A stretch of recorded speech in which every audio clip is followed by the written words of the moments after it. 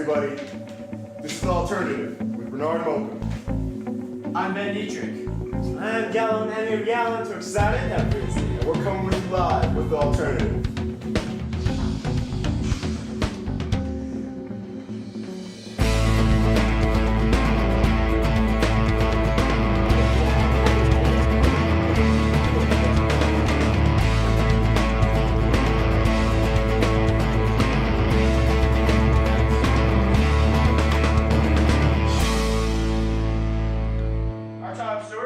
We'll be starting out with an exclusive interview with Andrew Reed on the high school play.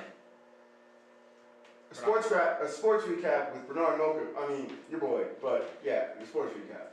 And much more later on, as well as a piece one day of look back and an interview with our very own director Bob Gross, and to see what he thinks are the strengths and weaknesses of our school. So now let's bring on Andrew Reed to the show. Come on, piece of crap. Andrew Reed, let's get to the Alternative. Pleasure. Hello, sir. Thank you so much. Oh. Okay. Come on to the left. Oh, of course. Anything for you. Scoot. Come I closer, know it's man. small, but I scoot, love sir. it. I told you it's a pretty small stage, I have to say, but we make it work, don't we? Yeah, guys? come on. Absolutely. So, Andrew, welcome. I'm sure all you guys have some questions as well, but I know what we're thinking is, what is happening this weekend that people should go see, and tell us a little about it. Well, absolutely. You guys should come see the fall play, A Doctor in Spite of Himself. We're going to be going from Thursday to Saturday night. Each show is at 7, and tickets are €5 for students and €10 for adults. Oh my god, this is so good. I'm gonna come with my parents. You should bring a date, Mr. Reed, who may you be playing in this play? I will be playing Esganarelle, the lead character, a French woodcutter, who gets tied into a little tricky business when people mistake him for a doctor. Oh, so the doctor. So why should people come to this play instead of per se hang out with Bernard and I on the weekends or No one wants to hang out with you. Well, first of all, Ben, no one likes hanging out with you. Bernard, I don't know why. Who knows? You go out with your boy, you never know what's gonna happen. Your boy. Your boy. Am I the boy or are you the boy? No, I have a question. Your boy. Excuse me, I refer to myself as. Yalan and I are trying to have a conversation like civilized. Anyways. I didn't mean to insult you, Mr. Mokam. Mr. Takbrizi. Yes. So my friend, which kind of girls are in your life? In my play? Yeah. In my play? Which Yeah, girls? all types of girls.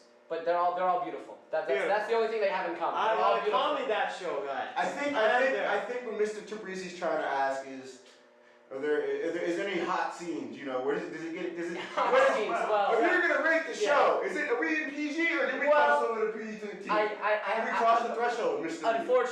Unfortunately, I cannot reveal what goes on in the play due to some contracts and some licensing rights. However, I can tell you that there will be some tension of a certain physical nature. I certainly hope it's not Tension and temptation. I guess you'll have to come to the show and see.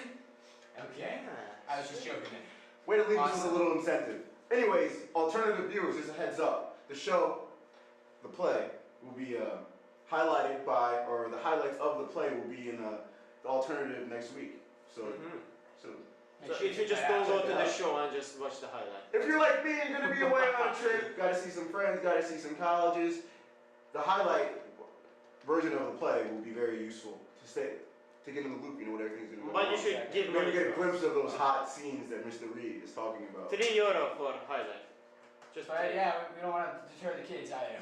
That's alright, whatever. Moving forward though, thanks so much, right, Andrew? We're happy to have you on the show. Always a pleasure. Mr. Reed, for I hope to It was return. a pleasure. It's always good to have a great first victim. Hope we didn't kill you so much. Whoa. You get me, Yalan. Yeah, always. Mr. Reed, I'll be with you in spirit. In spirit, as Bernard. Oh, that's nice shaking, man. I love So guys, now we go to Bernard. Let's tell us what's next. Oh, AIS Sports. Oh, the Knights getting naughty this weekend or good day. First off, talk about boys soccer. Whomping the VIS crew over in the 22nd district. 3-1 on Friday. Bam! And yesterday they hit him with another 3-2 whopper. Bernard, did you hear that? What? Did you guys hear that? What? I think it's the little violin. I was playing for Vienna International School. Right, yeah. That was a terrible joke. The other one. That positive vibes carried over to the girls soccer team. and the girls hit him with a 1-0 smacking this weekend as well. The AIS girls, yeah, you know, you get, yeah, okay. On the other hand, we have volleyball. Volleyball went to Zug, Switzerland for It's a nice place the to go. Skiss tourney. I like hearing Zug. about. I went there a couple years ago. It was pretty nice. I mean, big legs. No one mountains. cares, no one cares, no one. Okay. The Swiss Alps, I could die for it. But anyways, back to volleyball. Volleyball, 5 games this weekend, they won 2 of them. They made it to the semifinals, but they lost to Warsaw. Therefore, they came in 4th. But after speaking to Olivia Rolls, volleyball captain, about the team's performance, she said she remains optimistic and tells me that they need to work on their cohesion, but in the long term, she sees that they can do real progress in the major tournament, the ISSTs, and the games prior to that. Sounds good. So moving forward now, we have a clip from the KSN happened to have filmed the entire Peace One Day assembly, and we did some good quick coverage on that, and there was a speech. You guys know what I'm talking about? Oh, Omar. Yes. Our good friend Omar, up a senior, just like you guys. And we have the entire speech actually on file that we'll be using here at KSN, but we have somebody we're going to bring on the air to talk about this, but before we do so, she'll be back on the show when we come back. We like to show you guys a little clip of the speech and some bites basically from the speech, so let's watch that. Here. My name is Omar Chamsi Pasha, and I am Syrian. For the past 2 years, 110,000 people have been killed, specifically 3,908 women and 6,600 were children. Not all hope is lost. We Syrians still dream of going back to a freed land waiting for us, the new generation, to rebuild it. Thank you. Okay, we just got done watching that clip. Abir, you're in the editorial crew here at KSN, right? Yes, we're working on editorial pieces and opinionated pieces, and I chose to talk about the Omar Hadil speeches that kind of made a scene around the AIS community. So what exactly happened, to sum it up, basically Omar, he definitely, I think nobody can ignore, he made a very heart-wrenching speech, so to speak, but the question was, really, was it right for the right audience? Did it go too far? What are your takes on this? I think the word is controversial. Was it? I think the problem wasn't really necessarily the speech, was that it was really hard to find a tone to keep everybody interested. If you want to make the high school interested, you would have to water down some of the language. But if you're there basically to educate the little kids, all the seniors would be sitting there like, what is this? So I think the biggest problem that Omar had was to find the right tone and to try to address it to the right audience. But that makes it really difficult when you have kids from 5 to 18. How would you find a target age group to address? However, Omar's not talking about Christmas. We all know that Santa Claus is not real. He needed to tell kids anything that they shouldn't necessarily know. Omar told his story, and his story, which is the truth, and gave the details. And Omar is speaking from his Syrian roots and from his perspective of the event. And I don't think that he should have to have consequences for expressing his story. What I personally think, Ladies first. what I think was that I think it's something special. When you hear about history and you're listening to history class, it's different because you're hearing it from all these old stories, even though they may be primary sources and you might actually hear them from the person, it's different when you have a face that you can put it on. And especially Omar is experiencing this. His family is in Syria, was in Syria, they evacuated. His friends are in Syria and he put his own personal touch into it. It's not something every day where you hear someone talking about their country having a civil war. It's a pretty big thing. And even though there's a big controversy with elementary school if it was right for them or wasn't right for them, how often are they going to have someone who's talking about their personal story that is tragic and heart-wrenching and is not butterflies and rainbows, but that's what's going on? Like, they need to be educated. They have to understand that this is going on in the world. Maybe, yes, some of the words needed to be watered down and something was a little too graphical for the kids, but in the end, this is happening. Like, as much as we want to deny it, it is happening in the world.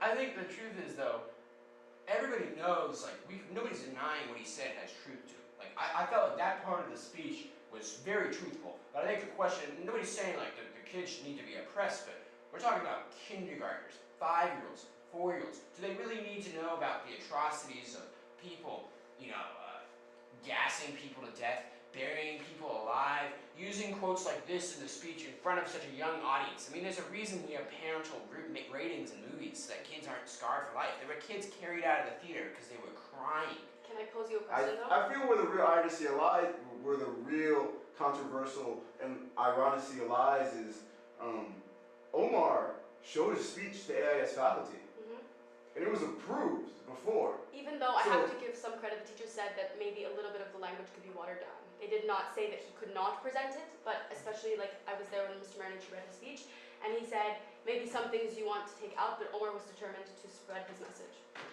Yalan, do you have anything to add before we send that one away? I think just little kids will not understand about these words, because my brother is in 1st grade and he said that he didn't get anything of Omar's speech.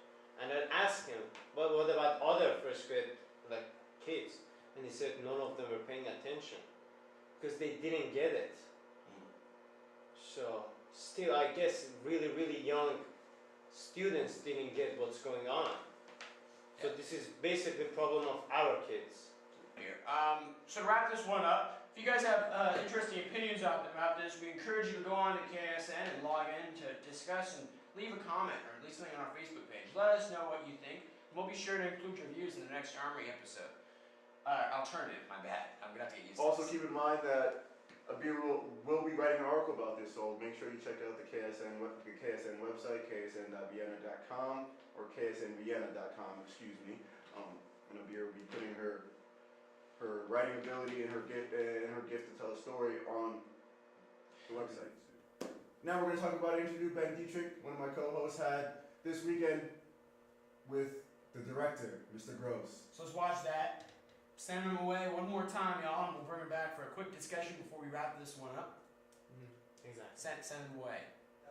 Thank you very much, Mr. Gross, for having me here today. Of course, yeah. Appreciate being with you. Thank you. So I just have a couple questions. Sure. First one is mainly for the AIS community who doesn't already know you. Now you're the director of the school. This is your 1st year. So my question is, tell us a little bit about your background. Okay. Educationally as well as personally. Sure. I was actually this is my 50th year in the education business, if you can believe that. So it's a celebration of sort for me. But this all started out. I was a farm boy in North Dakota, up by the Canadian border, and then I spent 35 years in Minnesota as a teacher and a school administrator, an assistant principal, a superintendent. And then I left for Singapore for 8 years, from 1999 to 2007, to take over as the superintendent of schools at the Singapore American School. And then I went 5 years with the U.S. State Department in Washington, D.C., and I called on international schools in Europe, which was part of my assignment in Western and Eastern Europe and some Central Asia. And actually I wound up visiting the AIS a couple of times during that period. Then last year I was in Abu Dhabi.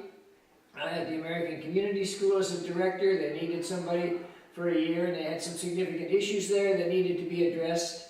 And so I was able to help with that. And now this year the board has asked me to come here while they're taking a look for a full-time director.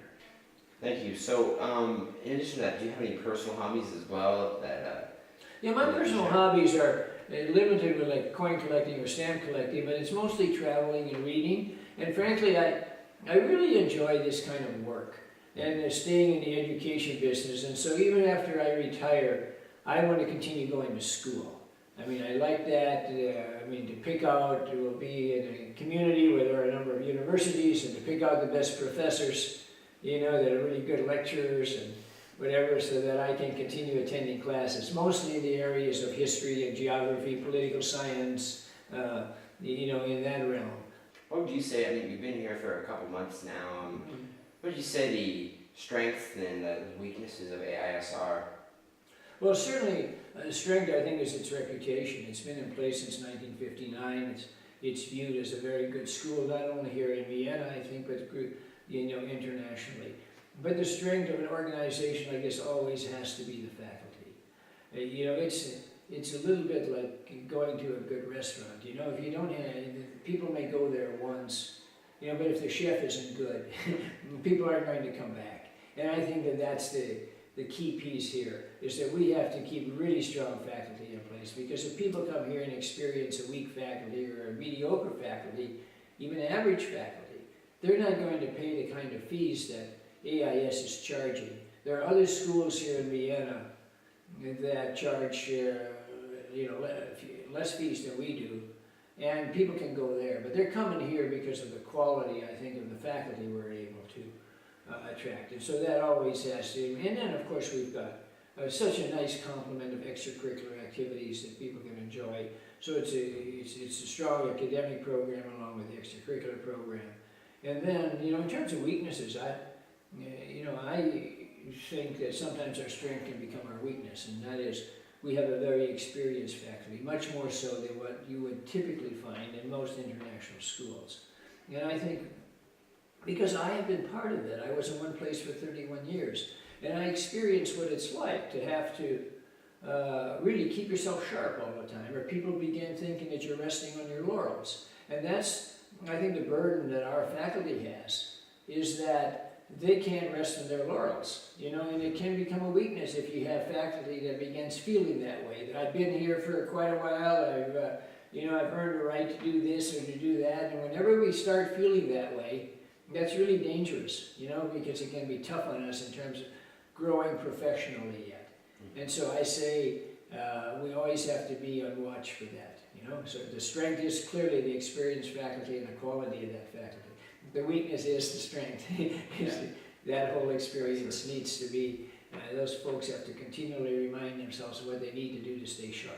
Mm-hmm. And so is that how you deal with everyday situations like that? I mean, how do you continue to, in a school, like you said, where the tuition is so high and the standards have to remain high to be competitive? I mean, how do you, as a director, continue to drive the school and Well, teachers you have to have forward? those tough conversations with people. If you begin feeling like there are folks who are beginning to rest on their laurels, I think you have to have the conversation with them in terms of what it is that they're doing to continue being viewed the same way they were viewed the first 5-6 years they were here. How is it that what are you doing in terms of your own self-development, professional development? Thank you for that. Okay. Oh, I All forgot right. actually. Yeah, you did. 3, 2, 1. That was cool actually. So guys, that was a little bit of a lengthy interview, but coming back, what are your impressions? I didn't know Mr. Gross before, and the interview shows me that he seems like he can be an interesting guy. We're both new. Speaking as someone who knew, I think we have a lot of parallels, or we made a lot of parallels about the AIS community. And I'm not gonna lie, I probably see the same flaws within the system that he illuminated. So, but I'm interested to find more out about Mr. Gross. So yeah, stay tuned. I think we'll definitely have him here on the round table later on. You'll be learning more about that for our viewers. So yeah, thanks very much. Anything else you guys want to say before we head on out? Oh, first off, Ben, you're the interviewer. How was the experience speaking? This is kind of it was a big ordeal speaking to the director. How was that for you, Ben? Well, it was an interesting experience. I didn't know him much well as well. I didn't know he liked to collect stamps. As an interesting hobby for somebody to have, but it's a common one. And I got to know him better. He seems like he had some admirable traits. I especially liked what he said at the end about how he remembers people's names. That says a lot of good things about him. So, just 1 year though. So we only get 1 year to squeeze out of him. Then another director. We'll have more on that story as we get a little intake later on about the director process. But for now, I think we're all good here, guys. Anything last words? May God be with you. And this is the alternative. Bernard, Ben, and Yalan. Stay tuned. Thanks for watching, guys. Stay tuned till next week.